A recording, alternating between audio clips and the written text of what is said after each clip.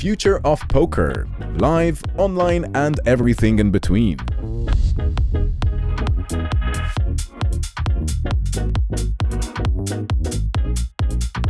What a lineup, eh? Let me introduce you to Simon Isbäck, head of poker at Cubeia, a platform, which is a poker platform.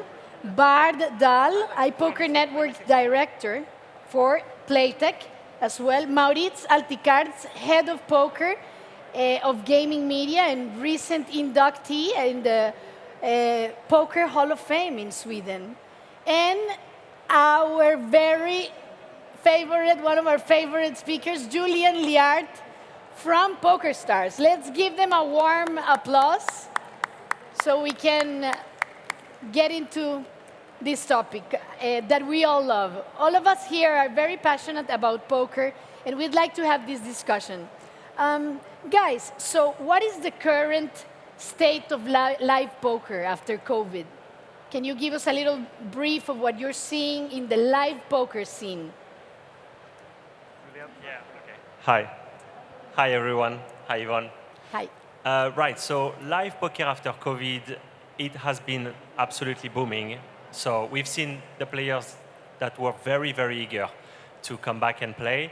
And all of the tournaments, whether it's our tournaments like the European Poker Tour, WSOP, every event in every continent has seen live poker booming. So we see that live poker, the players want to play, and I think we're going to speak today also how we can bridge the live poker with the online. But the appetite from the player is definitely here.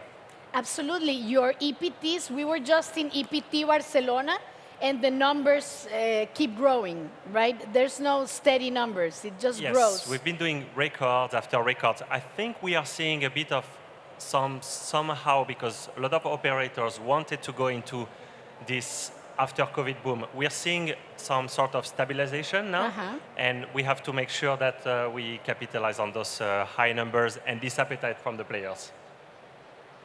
If I should chip in, like from an online point of view, we are really seeing the boom of live poker. In the early 2000s, we had the online boom, but now I feel like it's the live poker boom. And as an online operators, we are tapping into that by having promotions that qualify people for these events, and they are the most popular promotions that we have.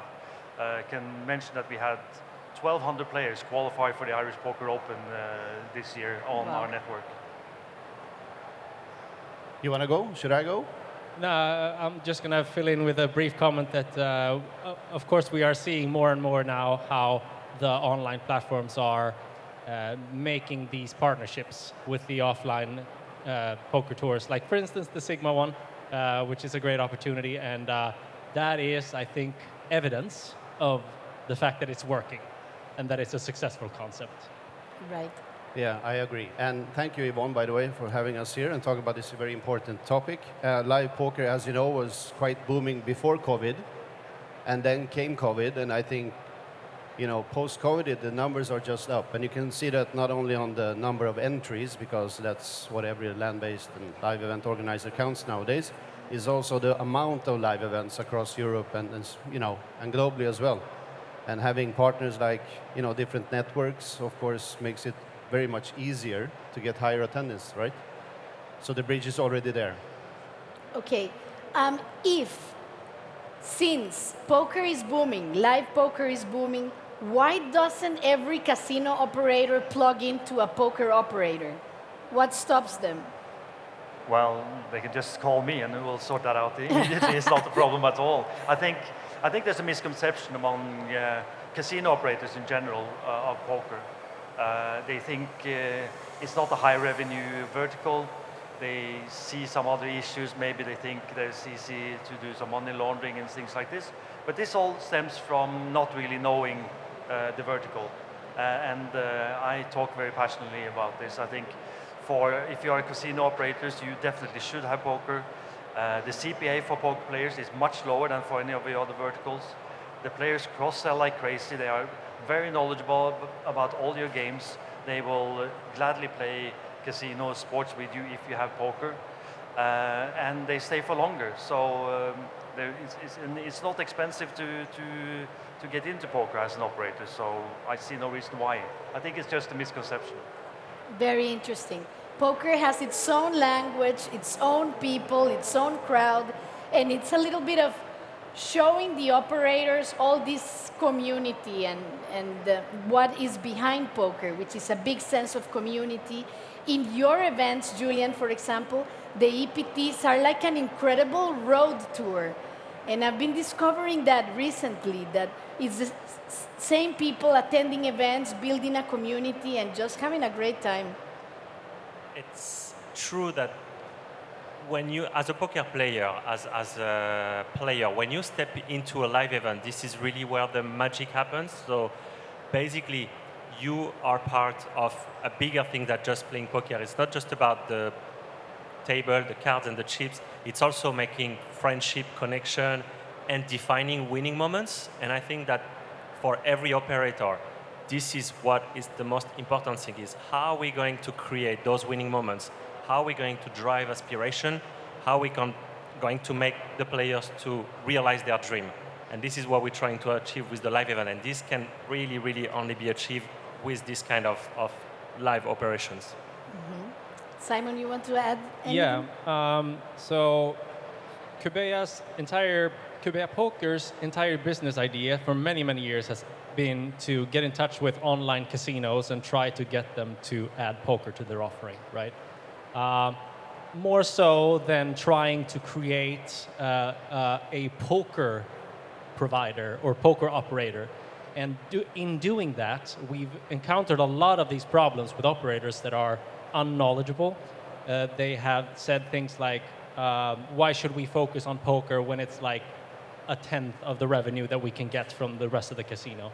And that, I believe, is a big, big hurdle to get operators to understand that it's not all about money, first of all. Secondly, that even if it is all about money, there are other definite advantages with having poker on your platform. For instance, if a player plays a long poker tournament where they fold a lot of hands, right? The value per player will definitely go up, because what will they do meanwhile? They will probably open a casino game or play some other games at the same time, right? We've always said this. It's not about money all the time, but the marketing experience that poker gives you, that's a lot of money, you know?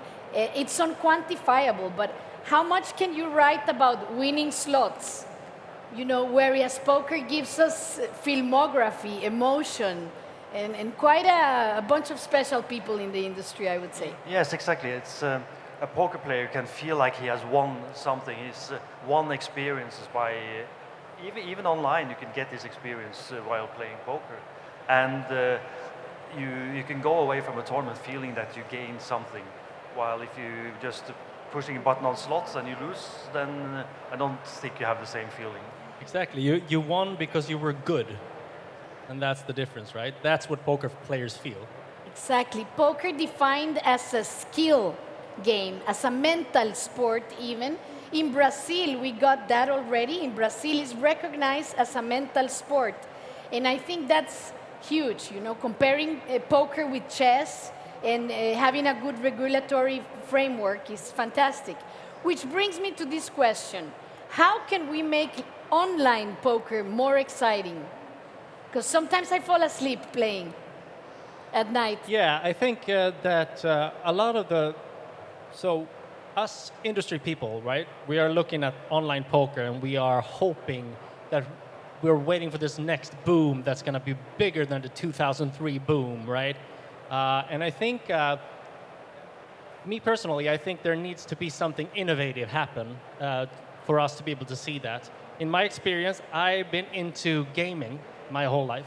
And in my experience, there hasn't never been a video game that has had a boom and then a 20-year break and then has come back to boom even more. Mm-hmm. There needs to be something more exciting. There needs to be a sequel to Texas Hold'em. There needs to be some innovative thing that is not only focused on adding more gambling to the game, but also a bigger competitive element. That is my firm belief, what we need to see a true poker boom again in the future. Yeah, I can just add some players' perspective. It might also be that you guys need to understand that the boom will not come back, that online poker is exactly where it's supposed to be, and that the live poker scene will actually be the one that's flourishing, right? Because people want to be part of a context. They want to be, like you said, so there has to be experiences. You want to have this community building. And unfortunately, I mean, online is, and don't get me wrong here, because we're codepending on each other, but it's quite anti-social, right? You sit at your, whatever you are, playing on your mobile phone, whether it's in your, in your office, multi-tabling, whatnot, it's all about the grinding, right?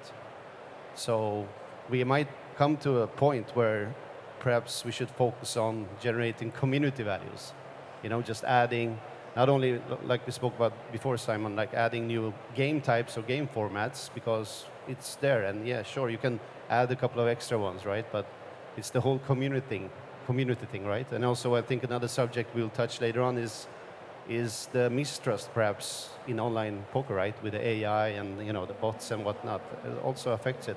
I mean, I wish for it to come back, but I'm a firm believer that live events, that's the key for growth. But we have seen some innovation online. Let's speak a little bit about that in PokerStars, the spin and go format. It came 2 years ago, 3 years ago.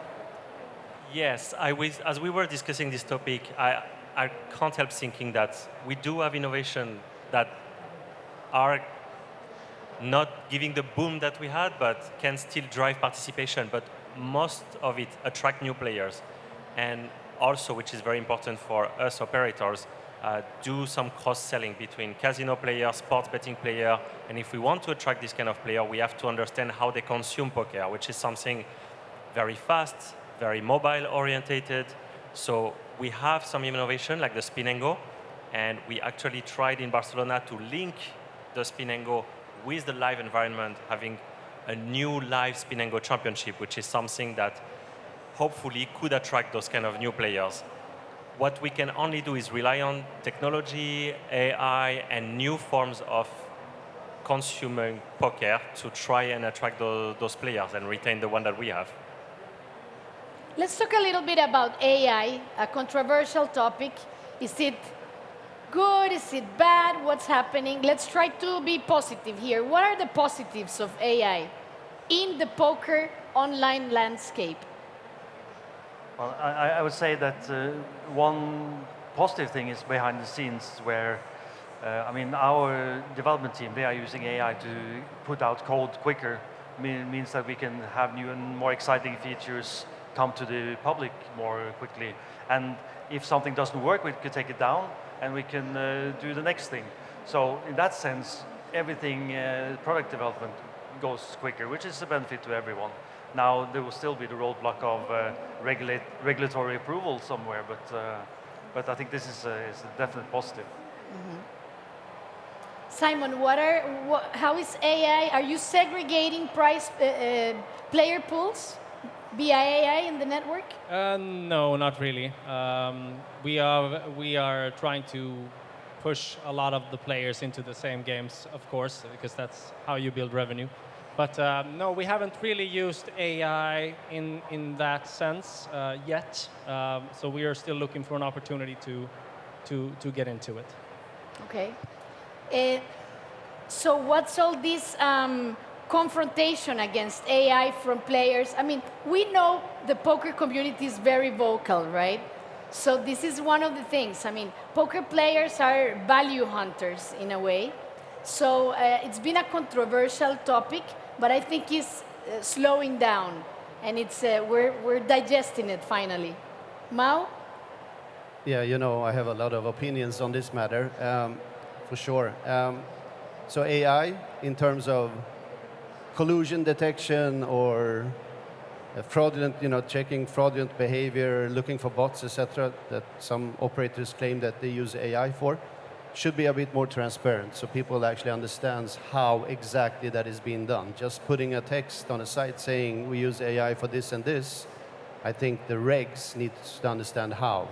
Secondly, using AI isn't bad, right? You could actually use AI for recreationals or new to poker players. Like they can play against AI to educate themselves, take it to the next level. Mm-hmm. right? And then, of course, we have issues with house-employed bots, liquidity bots. Those are, of course, extremely bad for the game overall, right? Because it's not trustworthy at all. Unless you go out and say, yeah, so you can play this 15K guaranteed tournament, but 80% of the field is going to be AI bots, right? However, they will be on your level, they won't be better, they will be matched.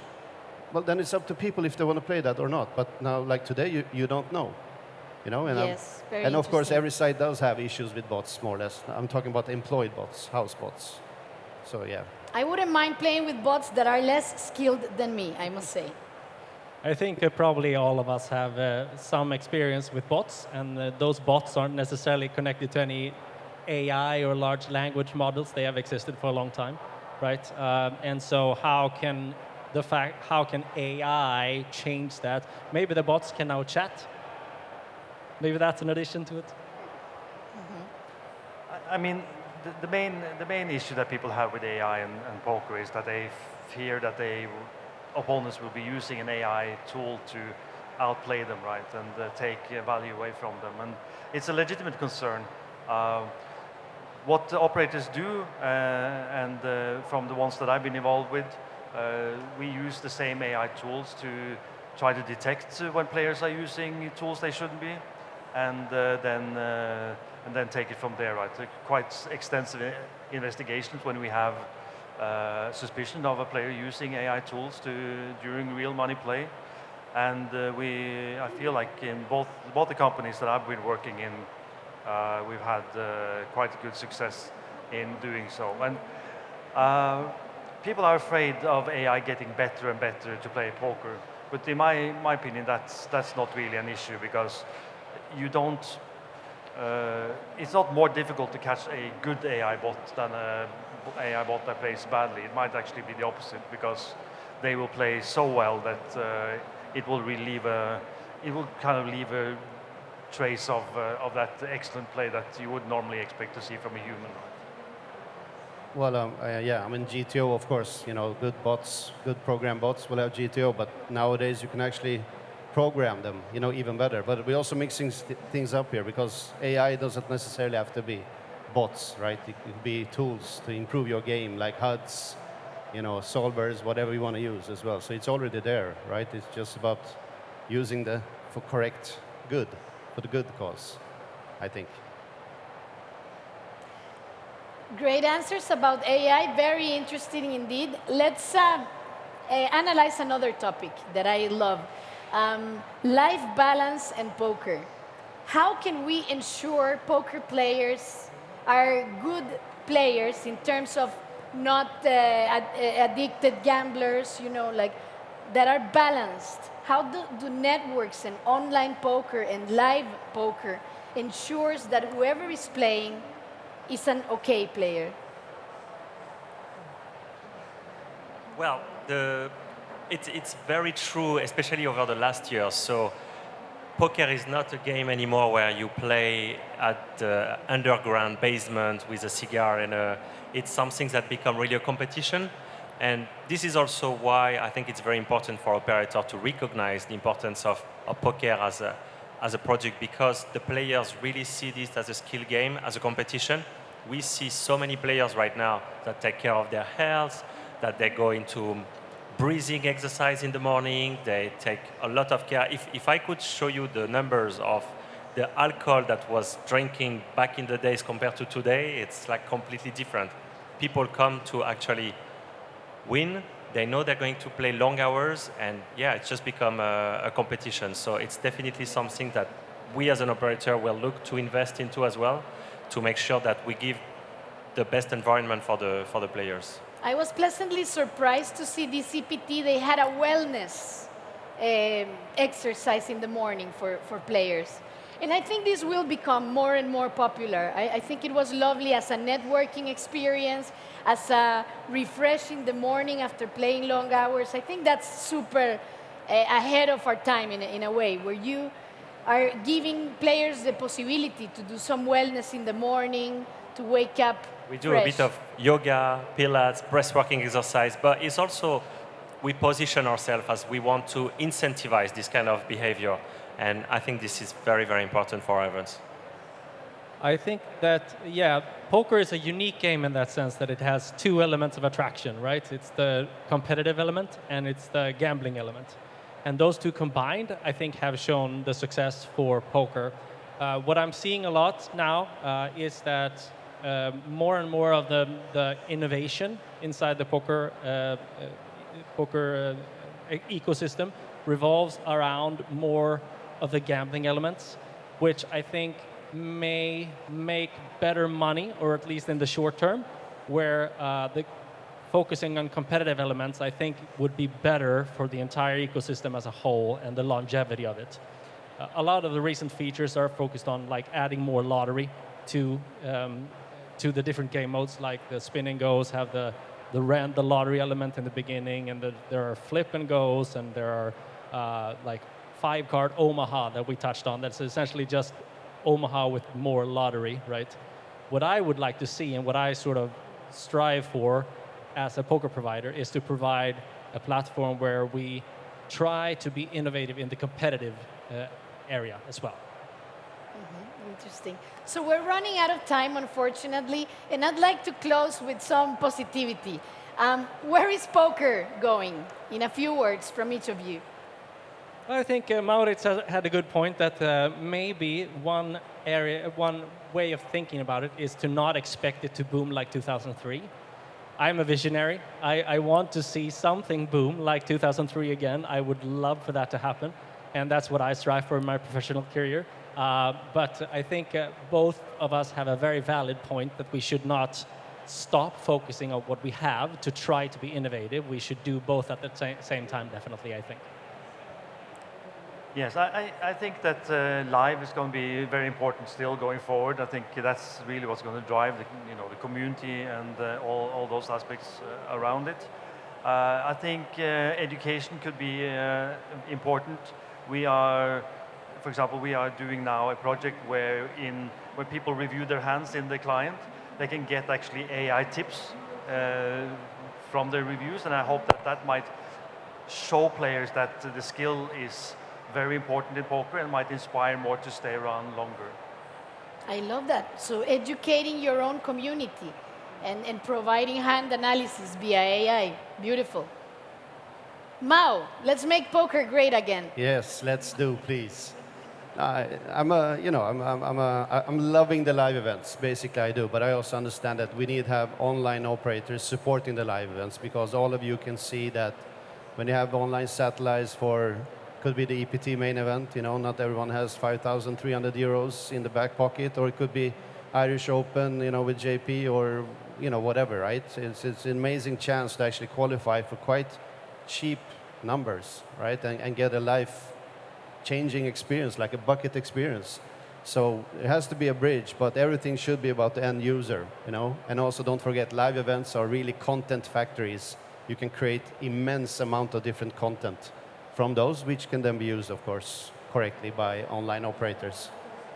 Well said.